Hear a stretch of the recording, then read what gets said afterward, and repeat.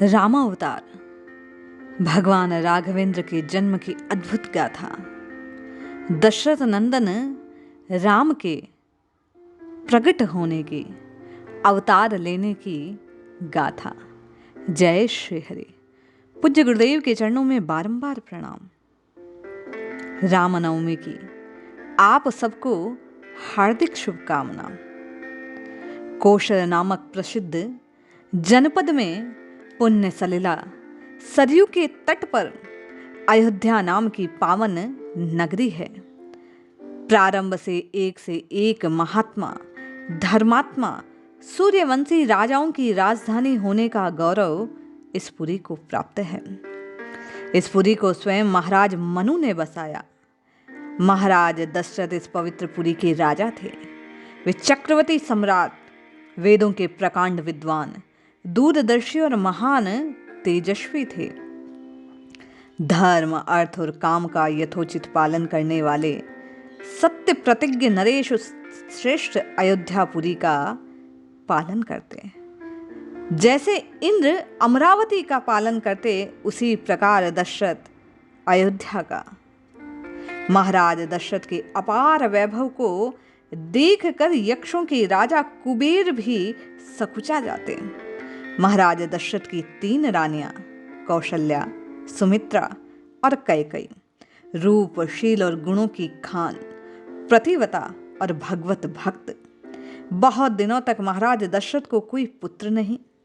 चौथापन आ पहुंचा। एक दिन महाराज पुत्र के अभाव में दुखी हो मन में ग्लानि और क्षोभ से भर उठे। समस्या के समाधान के लिए गुरुदेव श्री वशिष्ठ मुनि के आश्रम पर पधारे। गुरुदेव और गुरुपत्नी को प्रणाम किया। एकांत पाकर उन्होंने गुरुदेव से निवेदन किया, प्रभु, गृहस्थ धर्म स्वीकार करने का मुख्य उद्देश्य शिष्ट की परंपरा को आगे बढ़ाना, योग्य पुत्र की प्राप्ति करना। मनुष्य को नरक से त्राण दिलाने वाला पुत्र कहा गया। पुत्र द्वारा पितरों का तर्पण, कुल धर्म और जाति धर्म की शाश्वत परंपरा का निर्वाह, समाज को योग्य पुत्र प्रदान करना गृहस्थ का धर्म। किंतु मैं 3 विवाह करके भी इस अभिलाषा से अधिपूरित। जीवन का संध्या काल चौथापन आ पहुंचा। कब कृपा होगी? केवल और केवल आपकी कृपा का सहारा है गुरुदेव। जैसे ही गुरु वशिष्ठ ने राजा दशरथ की ये बात सुनी, गुरुदेव बोले, चिंता ना करो दशरथ, शीघ्र प्रभु की कृपा होगी। अयोध्या के सिंहासन को योग्य पुत्र प्राप्त होगा। तुम्हारे मनोरथ सिद्ध होंगे। गुरु वशिष्ठ कहने लगे, राजन, चिंता क्या? विभाडक ऋषि के पुत्र श्रृंगी, वेदों के पारगामी विद्वान, उन्हें बुलाकर पुत्रेष्टि यज्ञ का आयोजन करो। निश्चित तुम्हारा कल्याण होगा। गुरु वशिष्ठ की आज्ञा पाकर महाराज दशरथ ने ऋषि को बुलाया। बड़े मेधावी हैं ऋषि श्रृंगी। पुत्र प्राप्ति की कामना को पूर्ण कराने वाला अथर्ववेद के मंत्रों को सम्मिलित कर इन्होंने यज्ञ संपन्न करवाया। आज्ञा अनुसार महाराज दशरथ के तत्काल यज्ञ सारी सामग्री सुलभ करवाई।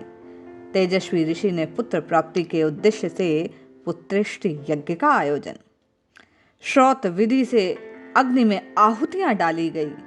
सभी देवता, सिद्ध, गंधर्व विधि के अनुसार अपना अपना भाग ग्रहण करने यज्ञ में एकत्रित हुए।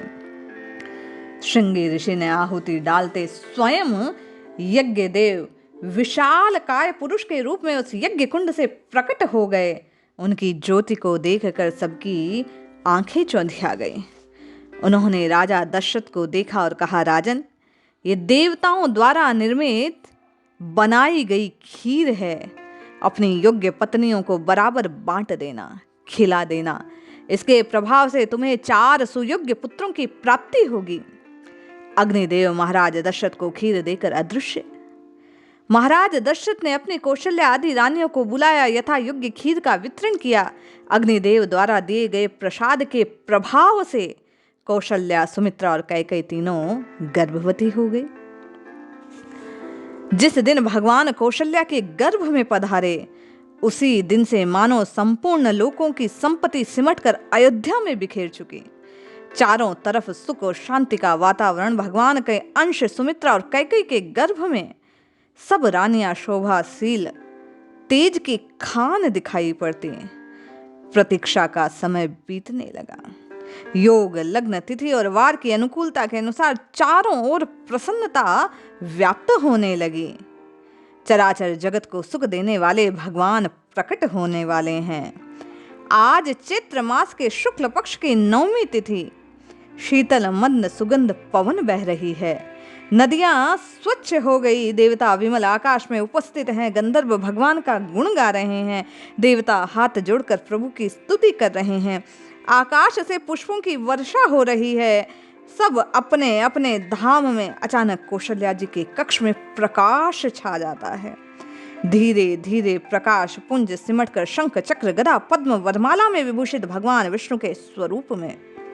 भगवान के अद्भुत रूप को कौशल्या मां अम्बा देखती है।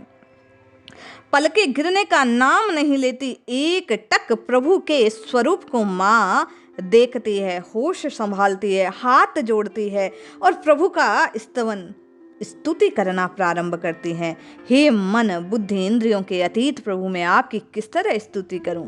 ये मेरी समझ में नहीं आता। नैति नैति कहकर वेद जिसे पुकारते हैं वह स्वयं आप हैं। आपका पार कोई नहीं पा सकता। मैं अबोध नारी, भला आपकी स्तुति कैसे करूं?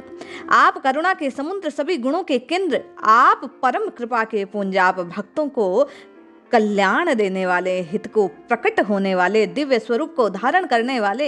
एक साथ माँ प्रभु की स्तुति करने लगी। अचानक माँ को ख्याल आया प्रभु के चतुर्भुज स्वरूप को देखकर।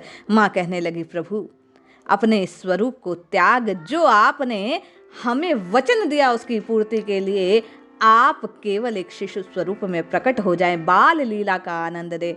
माँ अम्बा की विनती सुन प्रभु शिशु स्वरूप में प्रकट हो गए, रुदन करने लगे।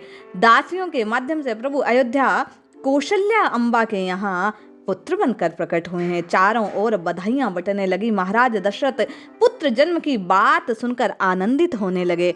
तुलसीदास जी कहते हैं, दशरथ पुत्र जन्म सुनि काना, मानहु ब्रह्मानंद समाना। परमानंद पूरी मत राजा, कहाँ बजाए बजाए ही बाजा। इस प्रकार चारों ओर अयोध्या नगरी में प्रभु के प्राकट्य से आनंद उत्सव मचने लगा। जन जन के भीतर प्रभु के प्रकट होने से आनंद मनने लगा। आज प्रभु भगवान शिशु के स्वरूप में बाल लीला करने के लिए, जन जन को आनंद देने के लिए प्रकट हुए। कहिए दशरथ नंदन श्री राम की जय। जय श्री हरि।